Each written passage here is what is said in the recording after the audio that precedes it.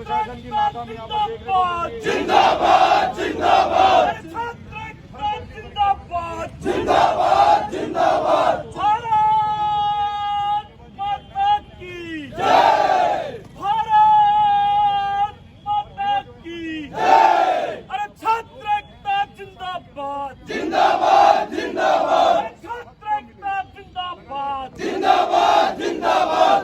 साथियों, आज हम जिस तरीके से यहाँ सांकेतिक रूप से एकत्रित हुए हैं और इस एकत्रितकरण के पीछे हमारा उद्देश्य है कि सरकार को बताना चाहते हैं कि ये इंजीनियरिंग के छात्र आज यहाँ पर विश्वविद्यालय के मुख्य द्वार पर फांसी खाने को मजबूर है।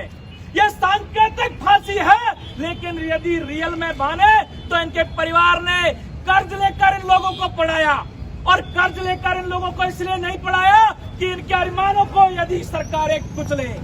बंदेसी के कमरों में बैठे हुए लोग, सत्ता के दलाल इन पेपरों को आउट करवाते हैं। सरकार अपना राजस्व इकट्ठा करने के लिए, सरकारी खर्चे को बढ़ाने के लिए इन पेपर्स को लीक कराया जाता है, और ग्रामीण परिवेश के बच्चे 15 लाख 20 लाख रुपए नहीं है, वो कहां से इस गाजर मूली की तरह इन पेपरों को खरीदेंगे। ये शर्मनाक घटना इस जयन के पेपर में ही नहीं, अपितु प्रत्येक पेपर जो राजस्थान सरकार आरपीएससी हो, चाहे अधीनस्थ बोर्ड हो या कोई भी सरकार का बोर्ड हो, वो प्रत्येक बोर्ड इन पेपरों को आउट करा रहा है, और कई पेपर तो रद्द भी हो चुके हैं। मानता तब है 1 महीने बाद में, 1.5 महीने बाद में पेपर आउट हो रहे हैं। बार बार में सरकार को आगाह करने के बाद 4 दिन पहले ज्ञापन दिया, कल हम लोगों ने इकट्ठे होकर ज्ञापन दिया, बार बार हम लोग यहाँ आ रहे हैं, बार बार हम लोग प्रदर्शन कर रहे हैं, लेकिन सरकार के प्रतिनिधियों के कानों में जू नहीं रेंगना इस सरकार की हठधर्मिता और निरंकुशता को प्रदर्शित करता है। हम लोगों ने कल लगभग 700 से 800 अपने स्टूडेंट के बाहर धरने पर बैठे, लगभग 5 से 6 घंटे धरने पर बैठते रहे, लेकिन सरकार का कोई नुमाइंदा मिलने नहीं आया। यह ग्रामीण परिवेश से आने वाले छात्रों को एक तरह से लूटना है। ये फांसी रियल में इनके अरमानों की फांसी है, इनके सपनों का कत्ल इस राजस्थान की सरकार ने किया है। इनके सपनों को राजस्थान की सरकार ने मारा है। ये बच्चे उन ग्रामीण परिवेश से आने वाले किसानों के बच्चे हैं। किसानों की बात करने वाली राजस्थान की सरकार इन बच्चों का कत्लेआम कर रही है। इनके अरमानों को 20 लाख रुपए में खरीदने की अनुमति लोकतंत्र में सरकार को किसने दी है? सरकार भूल रही है कि सरकार को इन छात्रों ने बनाया है, सरकार को इन किसानों ने बनाया है, जिनके ये बच्चे हैं, और ये बच्चे जल्द ही उस सरकार को करारा जवाब देंगे। जवाब दे चुके हैं और जवाब देते रहेंगे। सरकार ने दलाल पैदा कर दिए।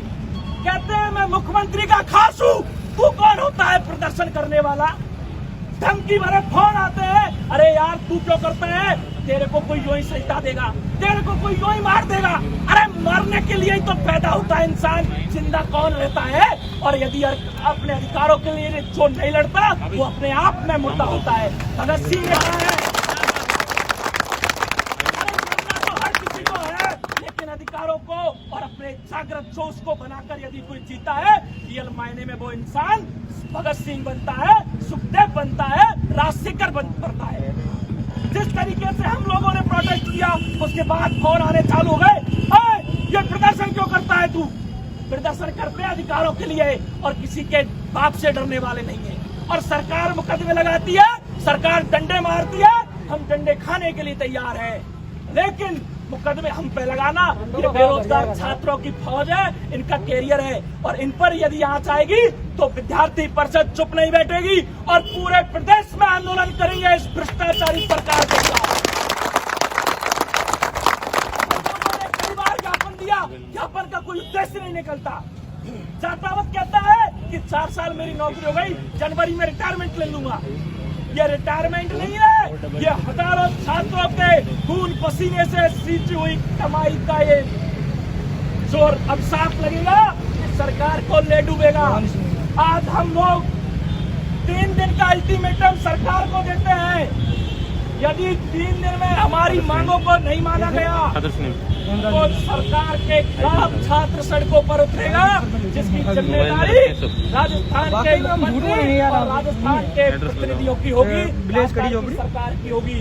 हम लोग इस कोरोना के काल में हमें कोई शौक नहीं आता कि प्रोटेस्ट करें, लेकिन मजबूरन आना पड़ता है, हकों के लिए लड़ना पड़ता है, अधिकारों के लिए जगाना पड़ता है। और ये इंजीनियरिंग के छात्र जो डरते हैं ना कि हमें डर लगता है, यदि डरने से आजादी मिलती तो भगत सिंह, सुखदेव और राजगुरु आजादी के लिए, ये आजादी बड़ी मेहनत से मिली है। इस लोकतंत्र में हर किसी को अधिकार है। बाबा साहब ने दिया है कि हमारे अधिकारों के लिए खुद को लड़ना पड़ेगा, खुद को यदि तलवार उठानी पड़ी तो उठाना पड़ेगा, लाठी भाटा संग से यदि मुकाबला करना पड़ा और खून बहाना पड़ा तो बहाएंगे।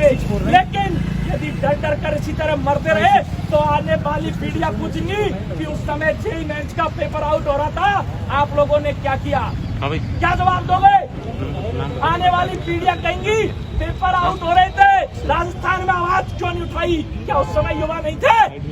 इसलिए 3 दिन बाद इसी गेट पर, राजस्थान विश्वविद्यालय के मुख्य द्वार पर 3 दिन का अल्टीमेटम सरकार को है।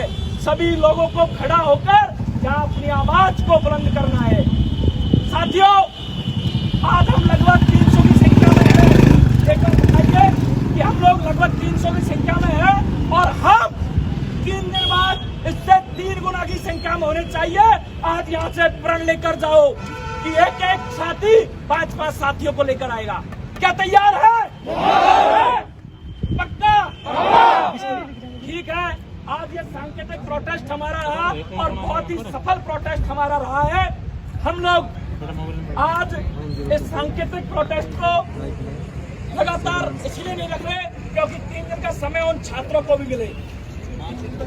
अरे 3 दिन तक यहाँ नहीं रुकेंगे, ये वाला काम रह गया ना, इन वाला यार। हमें 3 दिन बाद में धरना देना पड़ा, प्रोटेस्ट करना पड़ा, हम करेंगे। और मुकेश टेंशन मत ले, हमारी और सभी छात्री आज इतनी सी संख्या में आई है, इसलिए इस संख्या को आप खुद मन में सोच लो, अंतरात्मा